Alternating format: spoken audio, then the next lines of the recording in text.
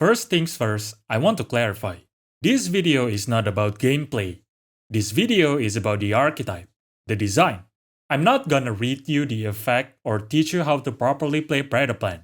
So if that's what you're looking for, this is not it. So, last time, I review and talk about Paleozoic and the animals that they are based on. Some people are asking for Goatee, some are asking for Evol, so I thought, you know what?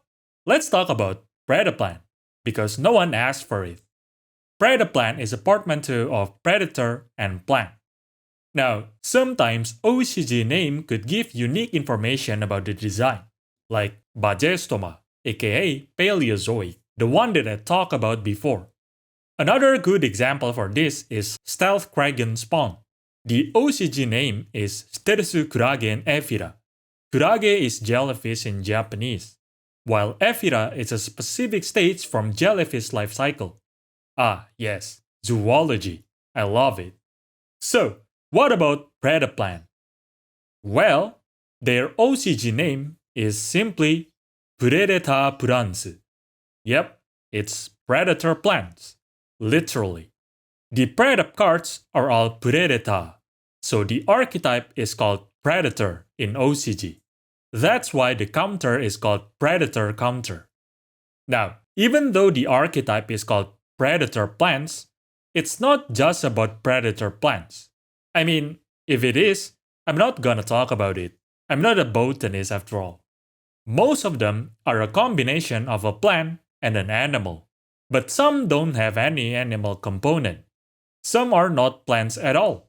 Even for the plant ones, they are not always carnivorous plants. Basically, as long as you are noxious, you're in. So, let's look at them one by one. Let's start with Predaplant Bufolicula.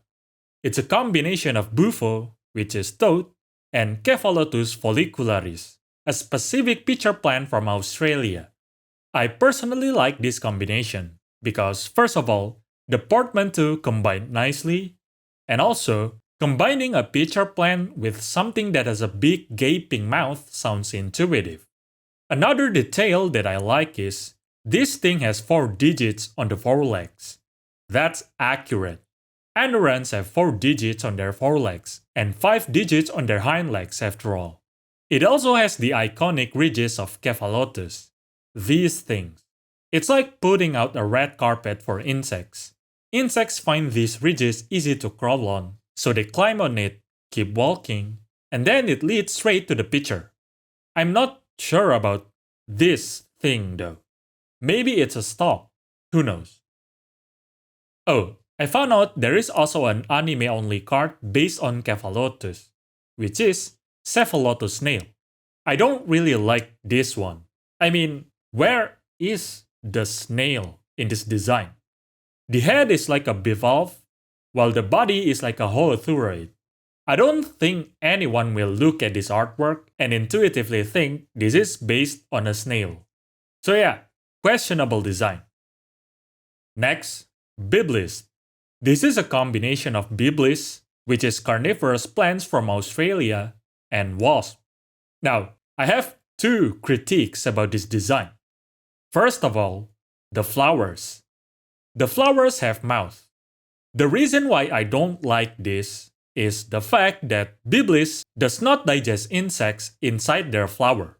Their flowers are just regular flowers. Byblisp digests with their leaves, and their leaves are these roundish thingies. Now, I get it. Perhaps it's cooler for their flowers to have mouth. Sure. But I have another gripe. That is, choosing wasp. Why wasp? The thing is, there is an insect that has a mutualistic symbiosis with the Byblisp.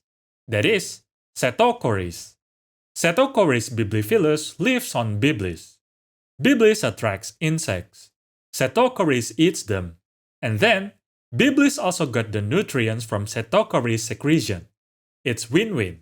And also, their name adds up. Byblisp Setocoris. A perfect portmanteau. I think it's better than forcing wasp on the end of Byblisp. So yeah. Next, Cordyceps. Cordyceps is just literally Cordyceps. They are fungi that parasitize insects, especially hymenopterans. So, this design is really weird. First of all, fungi don't have leaves. And also, this root thingy. Why? This looks like Mandragora. I'm quite confused. Why don't they just put a parasitized insect here? I think it would add some gruesome factor and it fits the archetype better, but it is what it is. Predaplant Sarraceniant. It's Sarracenia, trumpet pitcher plants from North America, plus N. I don't have anything to say about this design, which is good. I think this creature could function greatly in a fictional ecosystem. The Sarracenia aspect could help them camouflage, while also passively provide them with nutrient by attracting and digesting insects. Predaplant Spider Orchid. Now, I'm not sure about this one. It's a spider plus some kind of orchid. I couldn't pinpoint what orchid because, first of all, I don't know much about plants, and second of all, there are several orchids that resemble other creatures. There is an orchid literally called spider orchid, but this doesn't look like the monster at all. There is also an orchid that mimics bee, which we'll talk about later because it is a predaplant card. Then there are plethora of phalaenopsis, which also mimic insects. So yeah, I'm not sure which one, but the idea is there. Next, Chlamydosundew. It's Chlamydosaurus kingi, the frilled lizard, plus sundew, aka Drosera. Now, I think it's a good design. However, I personally think placing the flower on the tip of its tail would be really nice. Because sundew's flower is located far away from their leaves. See this long stalk? The flower is located on the tip of this stalk. The reason why is so that pollinators are not trapped by their leaves and digested. Another thing I'm curious about is its frill. Chlamydosaurus kingi normally don't spread their frill all the time. Most of the time it's closed. They flare their frill if they are cornered, some kind of bluffing gesture. For a plant that supposedly attracts prey, scaring away its potential prey sounds counterintuitive, isn't it? But it's whatever though. Another thing based on Drosera, Predaplant Squid Drosera. This design is really weird to me.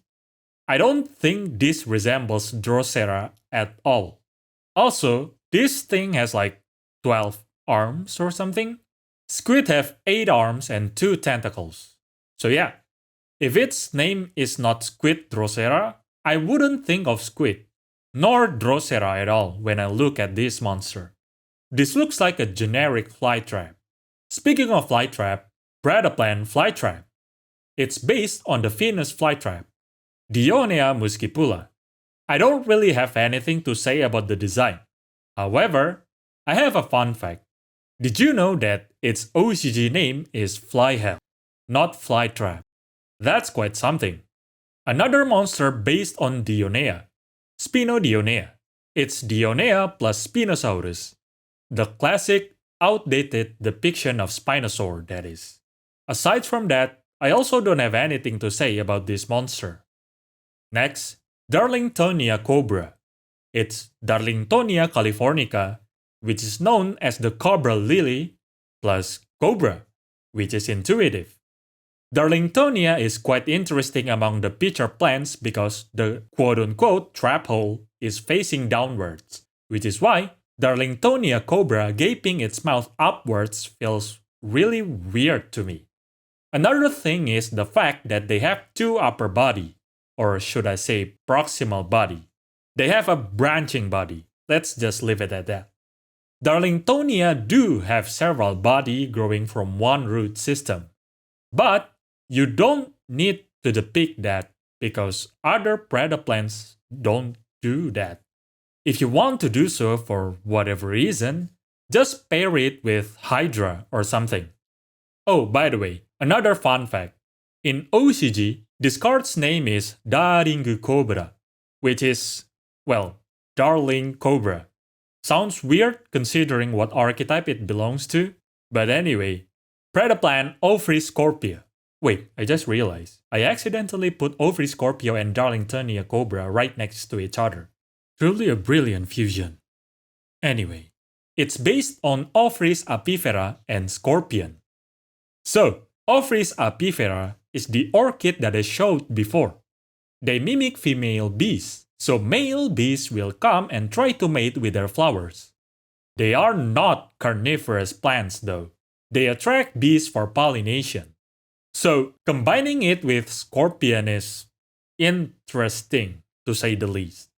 I feel like combining them with bee or wasp should be intuitive. And also, what exactly are they mimicking here? What is this? Turtle? Ladybug maybe? Who knows? Oh, there is an anime-only level 3 predaplant called Tepporizado. So, it should be Teppoyuri, which is Lilium longiflorum plus lizard. I'm not sure why Lilium longiflorum is chosen here. It's usually associated with Easter, so definitely not a dark kind of plant. They are toxic though, so maybe that's why. The design is also quite interesting. They use the flower bud instead of the bloom one. So yeah, just like Cephalotusnail, which is the other anime-only card, it's very questionable. Oh, by the way, it's been quite a while since the start of the video, so I would like to remind you, don't forget to raise your eyes and stay hydrated. Anyway, let's continue. Predaplant Pterapenthes. Oh, the OCG name is not Pterapenthes by the way, but Pterapenthes, so it's most likely pterosaur plus Nepenthes. This one is funny for me because pterosaurs are mostly slender creatures. Meanwhile, Pterapenthes looks chunky. Looks like it's struggling to fly. Also, pterosaurs mostly have long and slender beak to grab fishes, but I guess this is like the basal pterosaur that mostly eat insects. It's Nepenthes after all. Nepenthes is the generic tropical pitcher plants. Another one based on Nepenthes, Moray Nepenthes. So, I think it's supposed to be based on Moray eel, but which part of this resembles Moray eels though? Like, seriously. It looks like piranha plant from Mario, but absolutely withered.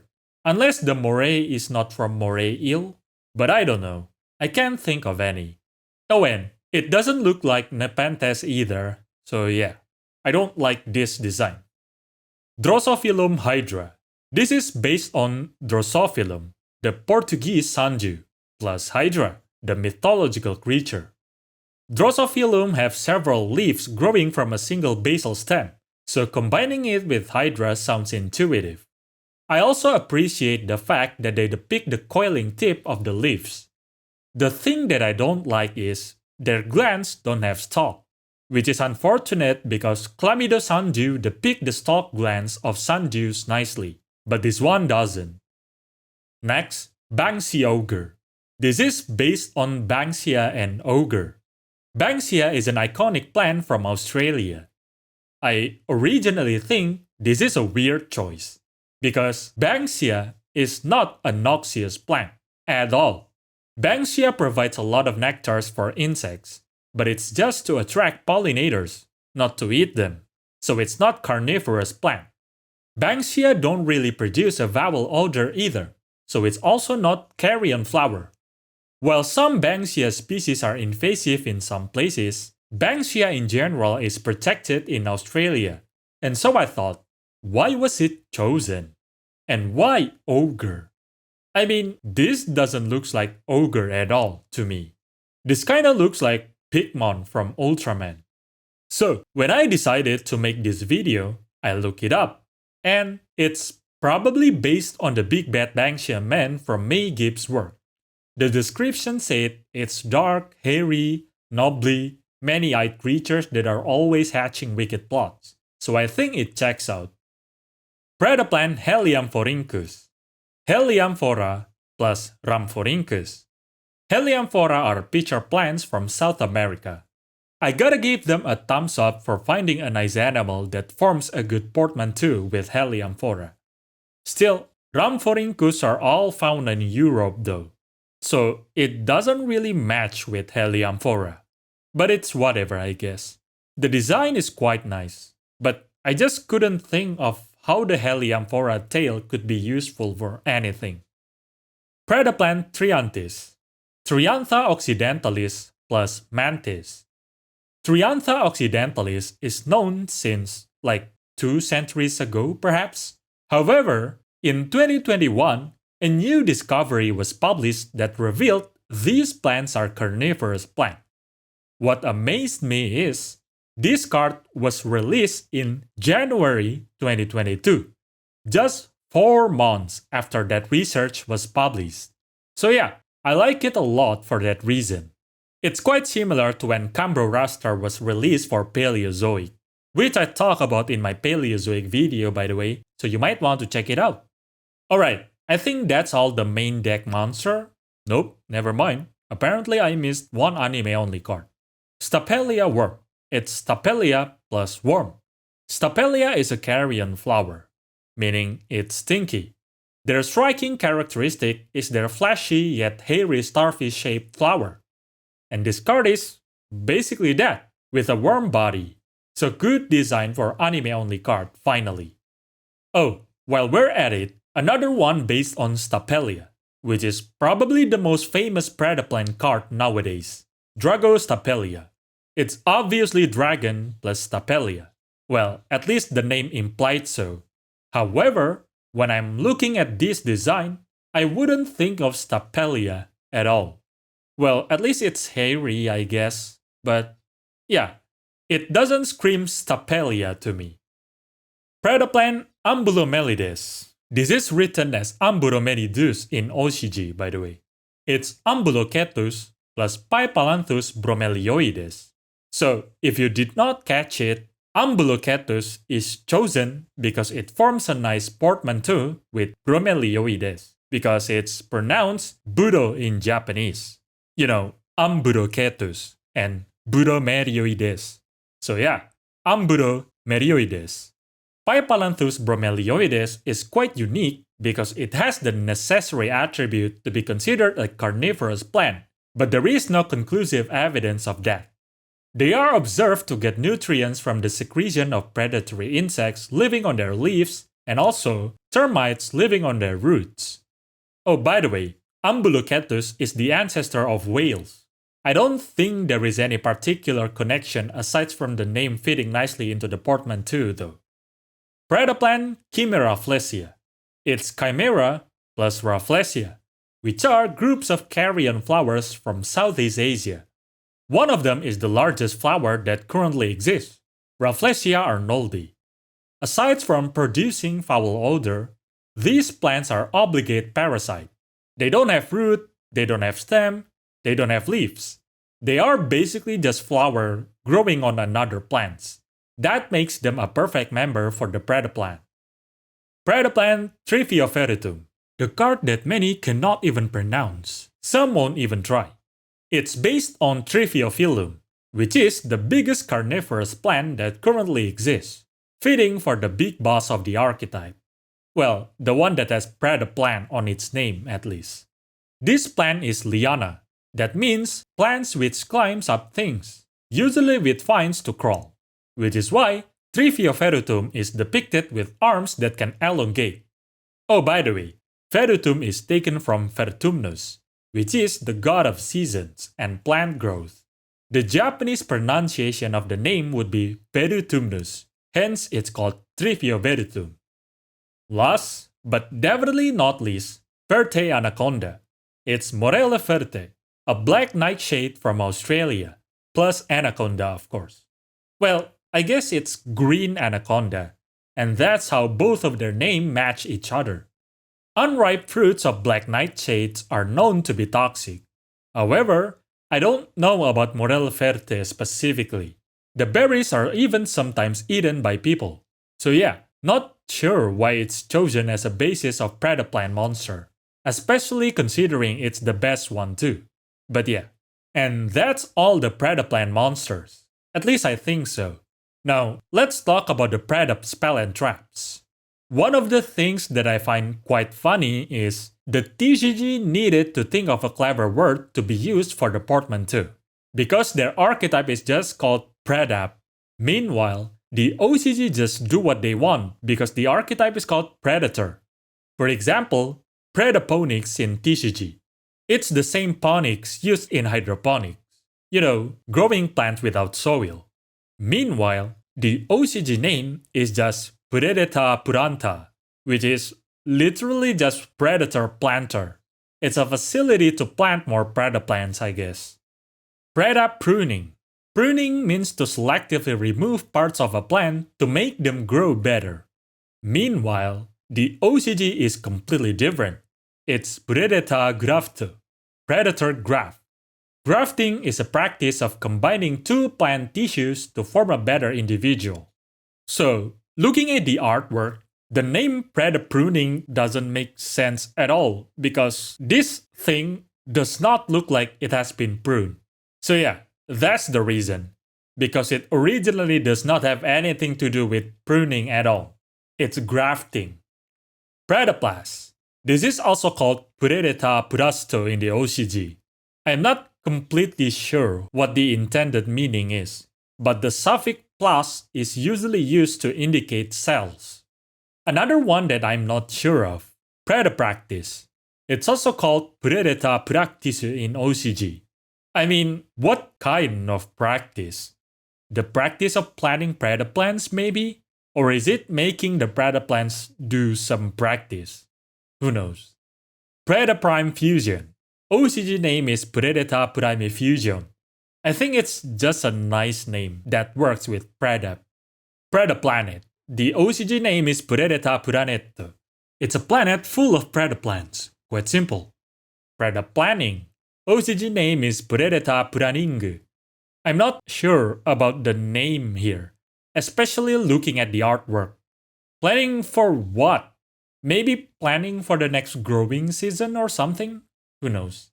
And an anime-only card, Predata Germination. So basically, predator germination. I look it up and it's apparently called Predaprouting in the dub.